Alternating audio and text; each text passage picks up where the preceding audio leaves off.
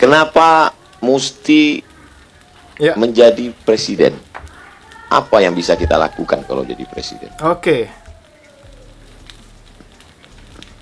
Sebenarnya kalau mesti, barangkali tidak mesti. Tapi apabila momen spesial saat Ustadz Abdul Somad bertanya kepada Bapak Anies Baswedan mengapa mesti harus menjadi presiden. Tentu saja jawaban dari Bapak Anies sangat luar biasa, teman-teman. Calon presiden 2029 yang tentunya kita harus menangkan daripada ketidakadilan, daripada kecurangan-kecurangan yang tentunya akan dilakukan oleh Partai Demokrat atau para orang-orang di pertahanan ya. Jadi oposisi harus melawan daripada pertahanan, baik Prabowo Subianto dan juga Jokowi. Karena peran Jokowi pasti akan terus berlanjut untuk melanjutkan tahtanya, baik melalui Prabowo ataupun melalui Jokowi. Kita lihat dulu video berikut ini. Lemah akan menghancurkan negara. Dan pemimpin yang bermuka dua itu lebih berbahaya daripada musuh yang terang-terangan di depan mata. Penguasa yang tidak bisa memegang kendali, dia tidak layak menyebut dirinya pemimpin. Tapi hari ini kita punya pemimpin yang pegang kendali, tapi hanya di saat upacara dan pidato.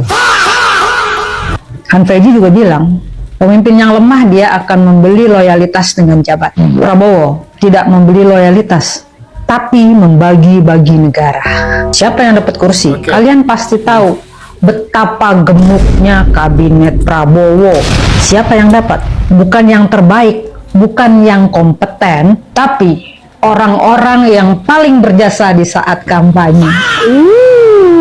Rakyat itu dapat menteri yang jabatannya rangkap-rangkap. Seolah di Indonesia ini sudah tidak ada lagi manusia, semuanya kera. Dan mereka lebih sibuk konflik kepentingan daripada bekerja. Gawat. Aduh. Dan yang lebih mengerikan, dulu dia berkoar, saya tidak takut Amerika. Indonesia adalah negara berdaulat. Hei, antek asing. Sekarang perjanjian dagang dengan Amerika ditandatangani tanpa babi bu. Indonesia buka pasar, Amerika masuk bebas. Produk lokal bersaing melawan raksasa. Amerika dan Israel, penjajah yang menghancurkan Palestina, dia ingin jaga. Malah buka pintu dagang dari belakang pelan-pelan. Sambil di depan kamera dia menangis untuk Palestina. Han Feiji mengatakan, pemimpin yang bermuka dua lebih berbahaya daripada musuh yang terang-terangan di depan mata. Siapa sih sebenarnya yang menjuluki Mr. Presiden itu sebagai macan Asia? Yang terlihat hanyalah kucing yang takut terhadap Amerika, menangis untuk Palestina, yang diam-diam melakukan perjanjian dagang untuk mengkhianati mereka. Dan Han Feiji 2300 tahun lalu sudah mengingatkan, penguasa lemah akan menghancurkan negara. Itu terbukti dengan politik kompromi yang dilakukan oleh Mr. Presiden.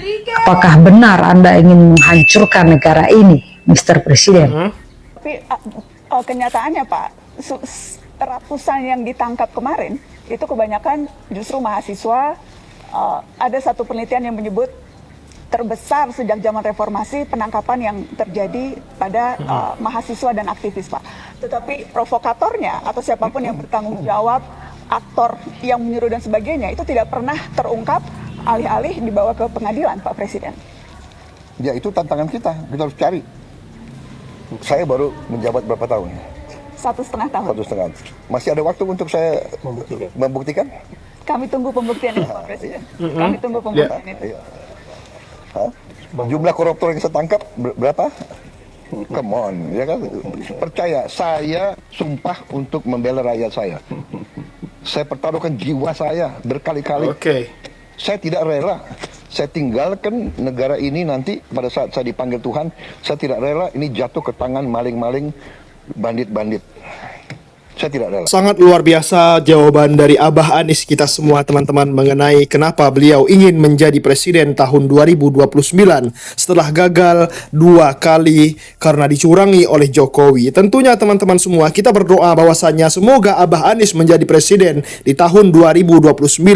Kita ingin perubahan, kita ingin Indonesia maju, kita ingin Indonesia menjadi lebih baik teman-teman semua. Sekian video kali ini, terima kasih telah menonton. Jangan lupa subscribe MPH Channel. Assalamualaikum.